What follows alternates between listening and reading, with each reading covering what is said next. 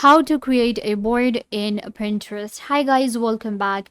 Today I'm giving you a tutorial on how you can create a board on Pinterest. So let's get started. You just have to go to pinterest.com and create an account, and once you have an account you can log it in on your laptop or PC, or you can also log it on your mobile phone. So to create a board on Pinterest, you have to go to your profile, and here you have your profile. It will show you your different boards that you have. In order to create a new board, you have to click on this plus button right here available on your profile. So once you click on plus, it will say pin or board. So you're gonna select board, and now you have to give your board a name. So I'm just gonna give it the name for room decoration, because I will be adding different room decoration pins to it. So I'm gonna select this one, and we can create a secret board just for ourselves and not share with someone else. So I'm gonna do that and click on create.